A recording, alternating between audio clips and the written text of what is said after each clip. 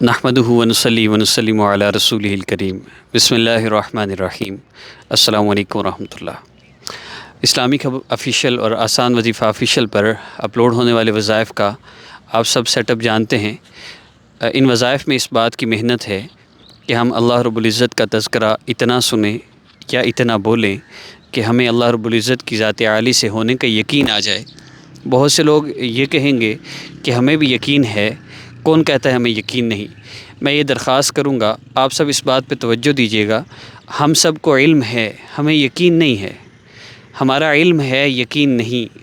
اب میں اس کو مثال سے سمجھاؤں گا۔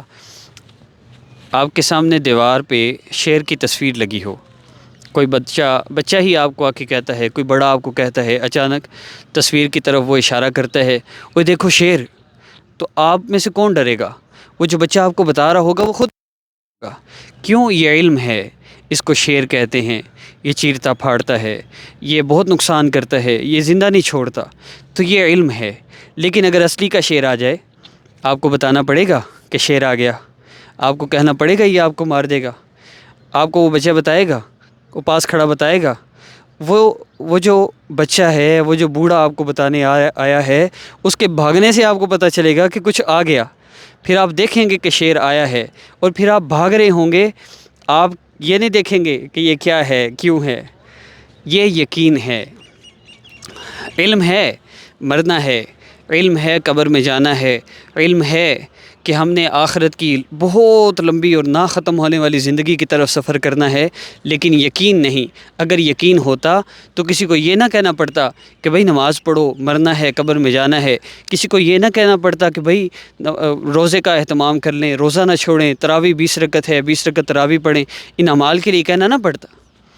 آج بار بار اس بات کو کہنا پڑ رہا ہے اس لیے کہ علم تو ہے کہ 5 وقت نماز پڑھنی ہے، علم تو ہے کہ نماز سے مسئلے حل ہوتے ہیں، علم تو ہے کہ نماز سے رزق کی تنگی دور ہوتی ہے، لیکن یقین کوئی نہیں۔ نماز سے مسئلے حل ہونے کا یقین ہوتا تو نماز کے لیے کہنا نہ پڑتا۔ کتنے لوگ ایسے ہیں جو واٹس ایپ پہ رابطہ کرتے ہیں؟ میں ٹوٹل پچھلے 5 سال کا آپ کو اوسطاً نکال کے بتاؤں تو پچھلے 5 سال میں 100 میں سے 100% میں سے 70% لوگ وہ ہیں جو روزانہ گھنٹوں وظیفے کرنے والے تھے، لیکن نماز 5 وقت کی پڑھ نہیں سکتے تھے۔ انہیں عذر آ جاتے تھے، جی میں وظیفہ تو کر لیتی ہوں لیکن نماز کا اہتمام نہیں ہو پاتا۔ جی وظیفہ تو میں نے کر لیا تھا، میرا مسئلہ حل نہیں ہوا، کہ نماز پڑھی تھی نہیں، وہ میرا بچہ رو رہا تھا، میں نماز نہیں پڑھ سکی۔ تو یہ یقین کی کمی کی وجہ سے ہے۔ ایک ماں رات کو 10 دفعہ بچے کے لیے اٹھ سکتی ہے، وہ فجر کے لیے کیوں نہیں اٹھ سکتی؟ اس کا اللہ رب العزت سے ہونے کا یقین کوئی نہیں رہا۔ اللہ رب العزت سے اپنے مسائل کو حل کروانا ہے تو اس کے لیے یقین ضروری ہے۔ اب یقین بنے گا کیسے؟ یقین بنتا ہے اللہ رب العزت کا تعلق سننے سے یا بولنے سے۔ اب بولنے کی تو بات ہی چھوڑ دیں، یہاں سننا مشکل ہوا پڑا ہے۔ مسجد میں جاتے ہیں تو تب جب خطبہ شروع ہوا ہوتا ہے، پہلے جو اللہ رب العزت کی کوئی ایسا بات کرتے بھی ہیں تو وہ ہم سنتے نہیں۔ پھر یقین بنے گا کیسے کہ مسجد میں جو سن کے آیا ہے تو اتنی ہمت نہیں ہوتی کہ گھر والوں کو آ کے بتا ہی دے کہ آج مسجد میں مولوی صاحب سے نماز کے بارے میں یہ بات سنی ہے۔ تو ہماری یقین کیسے بنے؟ ہمارے گھروں میں اللہ رب العزت سے ہونے کے تذکرے ہی کوئی نہیں ہوتے۔ تو یہ تذکرے آپ کو ملیں گے اسلامک ہب آفیشیل اور آسان وظیفہ آفیشیل پر۔ اور میرا ساری دنیا کے انسانوں سے یہ دعویٰ ہے، آپ دنیا میں کہیں بھی ہیں، اگر آپ میرے اپلوڈ ہونے والے وظائف میں، اور آپ وظیفہ کس کو سمجھتے ہیں؟ آپ کو اللہ رب العزت کا کوئی نام 20 دفعہ 40 دفعہ کرنے کے لیے بتا دیا جائے، کوئی صورت آپ کو 1000 مرتبہ پڑھنے کے لیے بتا دی جائے، اس کو تو آپ وظیفہ کہتے ہیں۔ لیکن جو وظیفے میرے محبوب صلی اللہ علیہ وسلم نے ساری زندگی کیے، ان کو آپ وظیفہ سمجھتے نہیں۔ نبی علیہ الصلوۃ والسلام کو جب کوئی سخت امر پیش آتا تو آقا پاک صلی اللہ علیہ وسلم فوراً نماز کی طرف متوجہ ہو جاتے تھے۔ یہ وظیفہ نہیں ہے۔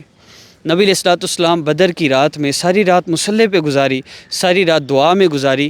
میں نے نہیں پڑھا صحابہ کو بتایا ہو یا منتقموں کا وظیفہ کرو، دشمن کو اللہ رب العزت یہ کر دیں گے۔ وہ ساری رات مصلی پہ گزری ہے، ساری رات دعاؤں میں گزری ہے کہ یہ چند اللہ جی یہ چند لوگ ہیں تیرے ماننے والے، اگر یہ باقی نہ رہے تو تیرا نام لینے والا کوئی نہیں رہے گا۔ ہم اللہ سے ایسی دعائیں کیوں نہیں کرتے؟ کیوں نہیں ہم کہتے پیارے اللہ کوئی نہیں ہے آپ کے سوا؟ تھک گئے ہیں وظیفے کر کر کے، مجھے سمجھ نہیں آتی، میں بتا کے تھک گیا ہوں۔ 100 مرتبہ سورہ کوثر پڑھنی ہے، یہ بتانا بہت آسان ہے، لیکن 100 مرتبہ سورہ کوثر پڑھنا کتنا مشکل ہے. 1000 مرتبہ پڑھنے والے بھی ہیں، 1.25 لاکھ مرتبہ سورہ کوثر پڑھنے والے بھی ہیں. سورہ مزمل کو 70,000 مرتبہ کیا کچھ کر رہے ہیں. میں حیران ہوتا ہوں، میں بتا بتا کے تھک گیا ہوں، یہ کر کر کے نہیں تھکتے. اگر اللہ رب العزت کو یوں پکارا ہو، پیارے اللہ آپ کے سوا کوئی نہیں ہے میرے مسئلوں کو حل کرنے والا، اللہ جی میں تھک گیا ہوں وظیفے کر کر کے، مجھے آپ سے مانگنا ہے، مجھے آپ سے ویسے مانگنا ہے جیسے محبوب صلی اللہ علیہ وسلم نے بتلایا ہے. اور میں نے سنا ہے اس چینل پہ، میں نے سنا ہے کاشف بھائی سے کہ آپ کے محبوب صلی اللہ علیہ وسلم نے فرمایا ہے کہ میرے صحابی جب تم اللہ رب العزت سے مانگو تو اللہ رب العزت کی عظمت اور بڑائی بیان کرو، پھر اس کے بعد جتنا ہو سکے مجھ پر درود پاک پڑھو، پھر جو چاہو اللہ سے مانگ لو. اللہ جی آپ میرے مسئلوں کو حل فرما دیں. 2 نفل پڑھیں. میں بہت بہت امپارٹنٹ بات بتا رہا ہوں، جن کو آپ وظیفے سمجھتے ہیں وہ وظیفے ہرگز نہیں ہیں. جن کو آپ وظیفے سمجھتے ہیں وہ وظیفے نہیں ہیں، وہ میڈیسن ہیں.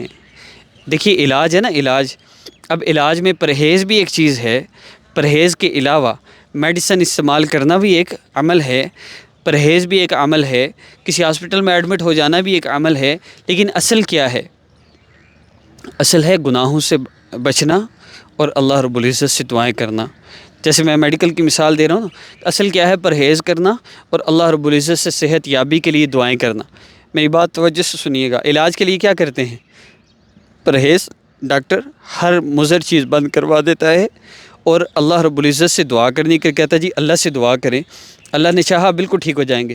اور پھر تیسری چیز کیا کہتا ہے؟ یہ آپ نے میڈیسن استعمال کرنی ہے، اگر میرے اللہ نے چاہا تو آپ کو شفا مل جائے گی. تو یہ جو ایکسٹرا چیز ہے جس کو ہم نے صرف سنت کی نیت سے استعمال کرنا ہوتا ہے کہ دوائی میں شفا نہیں ہے، میرے اللہ شفا دیں گے، اور شفا اللہ رب العزت دوائی کے بغیر بھی دے سکتے ہیں. لیکن ہم نے اسباب کو نہیں چھوڑنا، ہم نے سنت کی نیت سے میڈیسن استعمال کرنی ہے. اسی طرح ہمارے مسائل کا حل کیا ہے؟ گناہوں سے پرہیز کرنا اور نماز اور دعا کے ذریعے اللہ رب العزت سے مدد حاصل کرنا، اور سبب کے طور پہ کوئی بھی وظیفہ کرنا، اللہ رب العزت کو پکارنا. وہ کسی بھی طریقے سے آپ کر سکتے ہیں. اللہ رب العزت کا کوئی بھی نام آپ وظیفہ کرنے لگے ہیں، کسی بھی اللہ رب العزت کے اسم غرامی کو اللہ رب العزت کے اسماء مبارکہ میں سے آپ پڑھیں. اللہ رب العزت کی عظمت اور بڑائی بیان کرنی ہے نا. اب میں اپنی ویڈیو میں اللہ رب العزت کی عظمت اور بڑائی بیان کرتا ہوں، 7 منٹ 8 منٹ میری مستقل یہ بات چلتی ہے. آپ کے لیے یہ بات کرنا مشکل ہے تو آپ یا رحمان یا اللہ جل جلالہ پڑھیے، 10 مرتبہ اس کو پڑھیے، یہ ذہن میں رکھتے ہوئے کہ بہت مہربان ذات ہے اللہ، آپ بہت مہربان ہیں، آپ نہایت رحم کرنے والے ہیں. اب اس عظمت کو، اس اللہ رب العزت کی بڑائی کو ذہن میں تو رکھیں نا. لاکھ مرتبہ آپ میں سے مجھے کمنٹ باکس میں بتائیے کہ آپ میں سے جس نے سورہ کوثر کا وظیفہ کیا ہوا ہے انہیں سورہ کوثر کا ترجمہ پتہ ہے؟ سورہ اخلاص کا وظیفہ کیا ہوا ہے، آپ نے سورہ مزمل کا وظیفہ، آپ کو پتہ ہے کہ اس صورت میں اللہ رب العزت نے کیا کہا ہے؟ اللہ رب العزت نے کیا فرمایا ہم سے؟ نہیں پتہ ہمیں. ہم صرف ٹوٹل پورا کر رہے ہیں کسی طرح مسئلہ حل ہو جائے، اور مسئلہ بھی ایسے حل ہو کہ اللہ سے ہمیں تعلق بھی نہ جوڑنا پڑے. ایسے مسئلے حل نہیں ہوں گے. تو آج یہ رمضان المبارک کی 5 دن ہے زیادہ سے زیادہ، بس یہ جاتی ہوئی گھڑیاں ہیں. آج بھی فیصلہ کر لیں. صرف چند چیزیں عرض کروں گا. نماز کی پابندی، گناہوں سے بچنا. تیسرا، روزانہ اپلوڈ ہونے والی جس ٹاپک پہ مرضی ہماری ویڈیو اپلوڈ ہو ہمارے دونوں چینلز پہ، آپ نے اس کو مس نہیں کرنا، کیونکہ آپ کے لیے اس میں جو میڈیسن ہے وہ اللہ رب العزت کی عظمت اور بڑائی ہے، وہ آپ نے ضرور سننی ہے. یہ 3 کام، اور چوتھا کام وہ 2 نفل حاجت کی نیت سے پڑھنے ہیں اور اللہ رب العزت سے دعا کرنی ہے. بس نبی علیہ السلام کا جو عمل ہے اللہ کی عظمت اور بڑائی، اس کے بعد جتنا ہو سکے درود پاک، اور پھر اللہ رب العزت سے مانگنا ہے. بس اتنا سا عمل کرنا ہے اور اللہ رب العزت سے مانگنا ہے.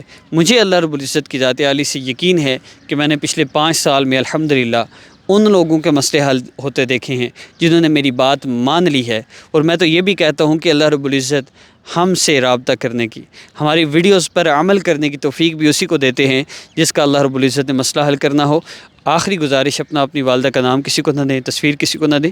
جو آپ سے کہتا ہے آپ پر جادو ہے، نظر بندش ہے، ایسے لوگوں سے ہرگز رابطہ نہ کریں. اس عاجز کو اپنی دعاؤں میں یاد رکھیے گا. فقیرانہ آئے صدا کر چلے، سنو دوستو ہم دعا کر چلے، وما علینا الا البلاغ. جس نے مان لیا سنور جائے گا، ورنہ یوٹیوب پہ لاکھوں وظیفے ہیں، کرتے کرتے آپ کو موت آ جانی ہے، مسئلہ حل کوئی نہیں ہونا۔ مسئلہ حل اللہ فرمائیں گے، اور اللہ تعالیٰ ان اعمال سے مسئلے حل فرماتے ہیں جو آقا پاک صلی اللہ علیہ وسلم نے بتلائے ہیں۔ وآخر دعوانا ان الحمد للہ رب العالمین۔ وظیفہ سمجھ آئیے، ان بابرکت راتوں میں 2 نفل پڑھنے ہیں، دعا کرنی ہے، پھر 2 نفل پڑھنے ہیں، پھر دعا کرنی ہے، بار بار اللہ سے مانگتے رہنا ہے اور بتانا ہے اللہ جی میں آپ کے در پہ آیا ہوں، میں نے یہ در نہیں چھوڑنا جب تک آپ میرا مسئلہ حل نہیں فرمائیں گے۔ اور ساتھ ساتھ ہماری اپلوڈ ہونے والی ویڈیوز میں اللہ کی عظمت اور بڑائی سنتے جانا ہے، اپنے ایمان کی چارجنگ کرتے جانا ہے۔ جیسے جیسے ایمان کا لیول بڑھتا جائے گا، یقین کا لیول بڑھتا جائے گا، مسئلہ حل ہو جائے گا انشاءاللہ۔ السلام علیکم ورحمۃ اللہ۔